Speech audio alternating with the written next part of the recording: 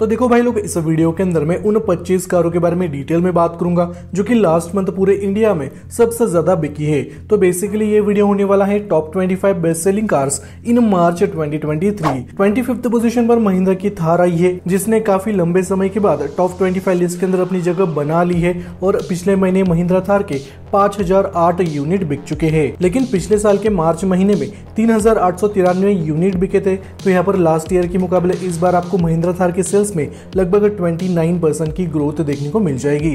हालांकि इसका सेल अब थोड़ा सा इंप्रूव हो चुका है, शायद ये और भी ज्यादा इंप्रूव हो सकता है अगर महिंद्रा कंपनी इसकी डिलीवरीज वक्त पर दे देती है। अगले कुछ दिनों में थार को टक्कर देने के लिए मारुति सुजुकी जिम्नी को इंडियन मार्केट में लॉन्च करने वाली है, जिसको ऑलरेडी इंडियन मार्केट में रिवील किया जा चुका है। अब ये तो आने वाला समय बताएगा कि जिम्नी थार को टक्कर दे पाती है कि नहीं।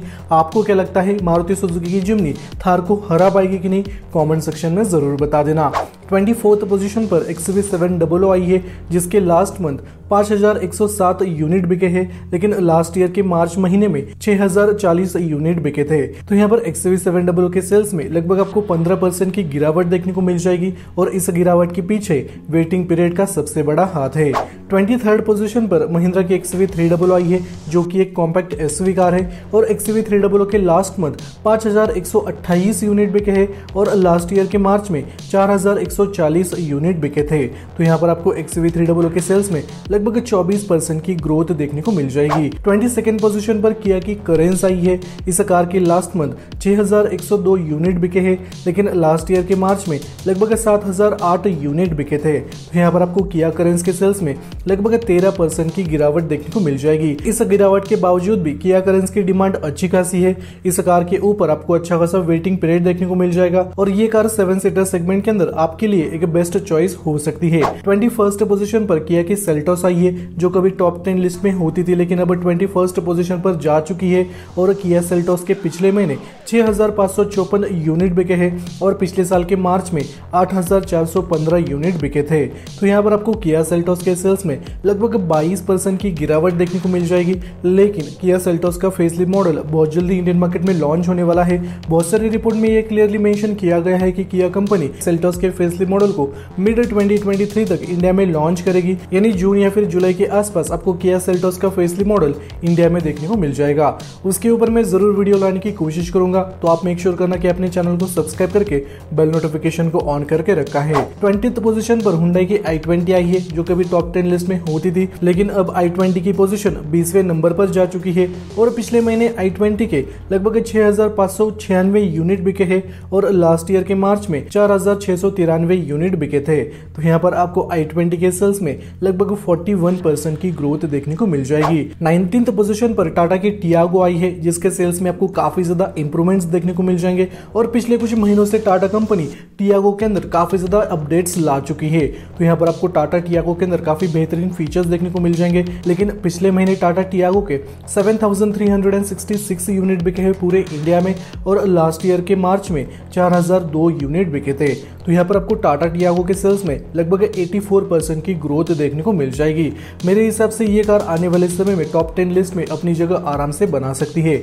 इसके बारे में आपको क्या लगता है यार, कमेंट सेक्शन में जरूर बता देना। 18th पोजीशन पर इनोवा और हाईक्रॉस आई है। हालांकि ये डेटा मैं कंबाइन में आपको बताऊंगा। इन दोनों ही कारों को मिलाकर पिछले महीने 8075 यूनिट बिके हैं। तो यहाँ पर अच्छा खासा सेल हुआ है इनोवा क्रिस्टा का और हाईक्रॉस का, लेकिन लास्ट ईयर इनोवा क्रिस्टा के 7917 यूनिट बिके थे। तो यहाँ पर आपको लगभग 2% की ग्रोथ देखने को मिल जाएगी। 17th पोजीशन पर किया की सोनेट आई है और किया सोनेट का भी फेसलिफ्ट मॉडल बहुत जल्दी इंडिया में लॉन्च होने वाला है। शायद उसके बाद किया सोनेट के सेल्स में इंप्रूवमेंट हो सकती है, लेकिन लास्ट मंथ किया सोनेट के 8677 यूनिट बिके हैं और पिछले साल के मार्च में 6871 यूनिट बिके थे। तो यहाँ पर आपको लास्ट ईयर के मुकाबले लगभग 26% की ग्रोथ देखने को मिल जाएगी। 16th नंबर पर महिंद्रा की स्कॉर्पियो आई है और स्कॉर्पियो काफी बेहतरीन तरीके से परफॉर्म कर रही है। पिछले महीने स्कॉर्पियो के 8788 यूनिट बिके हैं पूरे इंडिया में, लेकिन लास्ट ईयर के मार्च में सिर्फ 6061 यूनिट बिके थे। तो यहाँ पर आपको महिंद्रा स्कॉर्पियो के सेल्स में लगभग 45% की ग्रोथ देखने को मिल जाएगी। और ये जो डेटा मैंने आपको बताया है लास्ट मंथ का, ये स्कॉर्पियो एन और क्लासिक मॉडल मिलाकर हुआ है। तो यहाँ पर आपको अच्छा खासा सेल देखने को मिल जाएगा। 15th पोजीशन पर मारुति सुजुकी की अर्टिगा आई है। ये कार टॉप 10 लिस्ट में होती थी, लेकिन इस कार के ऊपर काफी ज्यादा वेटिंग पीरियड चल रहा है। हालांकि इस कार के सीएनजी मॉडल की भी डिमांड काफी ज्यादा है और इस कार के ऊपर ज्यादा वेटिंग पीरियड होने की वजह से इस कार का सेल आपको थोड़ा सा कम देखने को मिल जाएगा। अगर वो प्रॉब्लम सॉर्ट आउट हो जाता है तो ये कार फिर से टॉप 10 लिस्ट में अपनी जगह बना लेगी। लेकिन लास्ट मंथ अर्टिगा के 9028 यूनिट बिके हैं पूरे इंडिया में।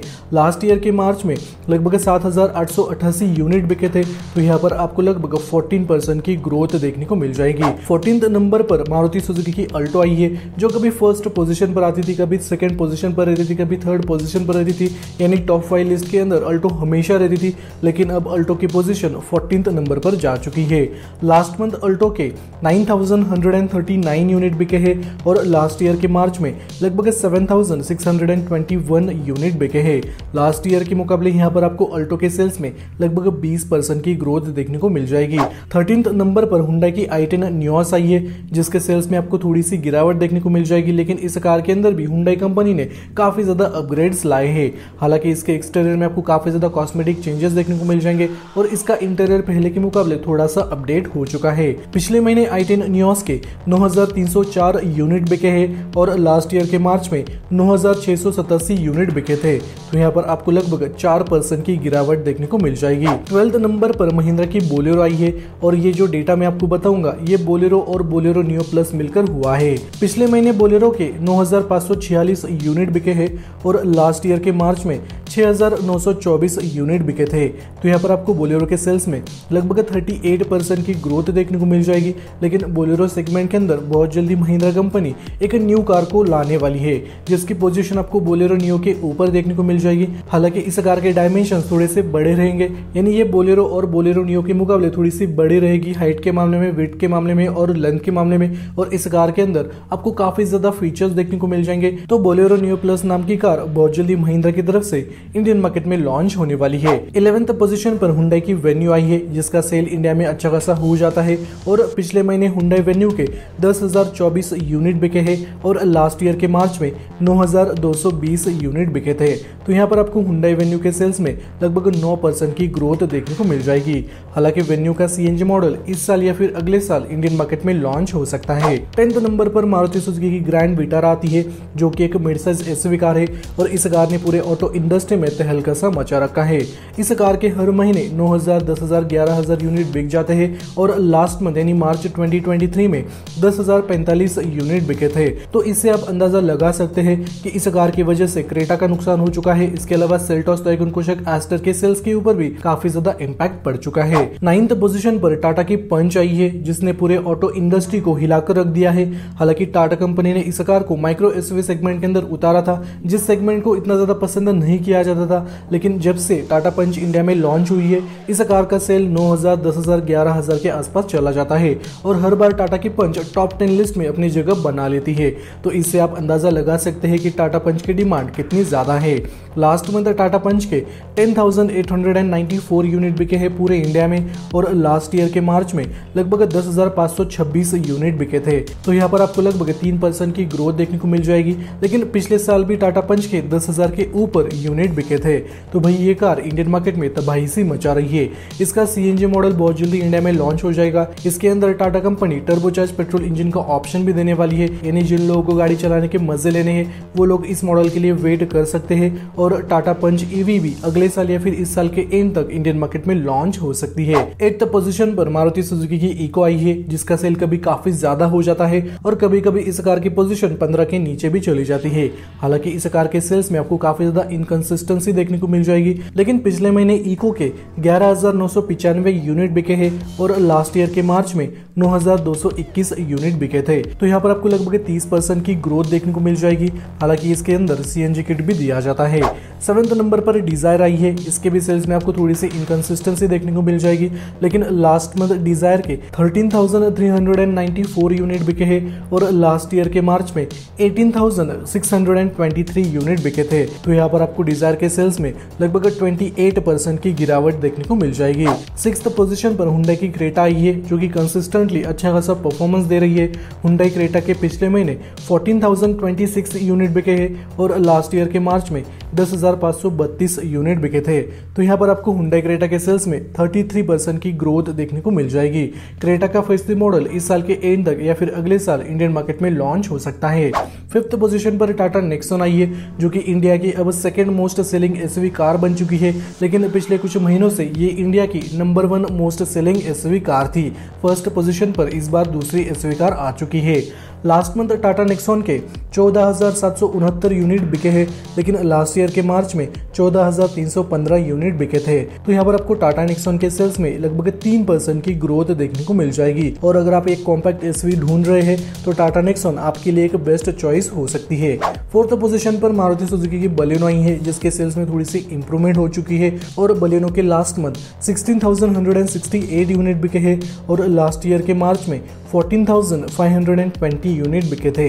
यहाँ पर आपको बलेनो के सेल्स में 11% की ग्रोथ देखने को मिल जाएगी। तीसरे नंबर पर ब्रेजा आई है, जो कि अब इंडिया की number 1 most selling SUV car बन चुकी है और ब्रेजा के पिछले महीने 16,227 यूनिट बिके हैं और लास्ट ईयर के मार्च में 12,439 यूनिट बिके थे। तो यहाँ पर आपको ब्रेजा के सेल्स में 30% की ग्रोथ देखने को मिल जाएगी और ये कार काफी बेहतरीन तरीके से परफॉर्म कर रही है।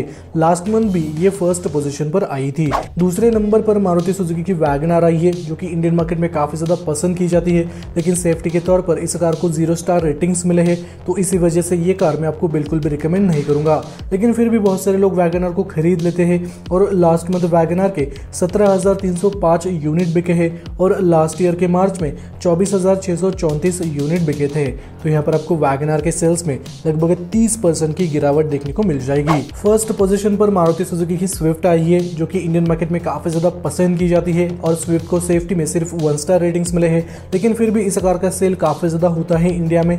लास्ट मंथ स्विफ्ट के 17,559 यूनिट बिके हैं और लास्ट ईयर के मार्च में 13,623 यूनिट बिके थे। तो यहाँ पर स्विफ्ट के सेल्स में लगभग 29% की ग्रोथ हो चुकी है। तो ये 25 कार थी जो कि पिछले महीने पूरे इंडिया में सबसे ज्यादा बिकी है। यहाँ पर एक चीज आप नोटिस कर सकते हैं, इस टॉप 25 लिस्ट के अंदर आपको महिंद्रा की बहुत सारी कार्स देखने को मिल जाएंगी, जैसे कि इस लिस्ट के अंदर अब थार आ चुकी है, XUV 700 आ चुकी है, XUV 300 पहले से ही रहती है। उसके बाद स्कॉर्पियो ने भी अपनी जगह बना ली है और बोलेरो हमेशा टॉप 25 लिस्ट में रहती थी। तो यहाँ पर आपको महिंद्रा का सेल्स काफी ज्यादा इंप्रूव देखने को मिल जाएगा। वैसे टाटा ने भी काफी कमाल किया है पिछले कुछ महीनों से। इसके बाद मैं टॉप सेलिंग एसयूवी कारों के ऊपर वीडियो लाऊंगा, तो आप मेक श्योर करना कि आपने चैनल को सब्सक्राइब करके बेल नोटिफिकेशन को ऑन करके रखा है।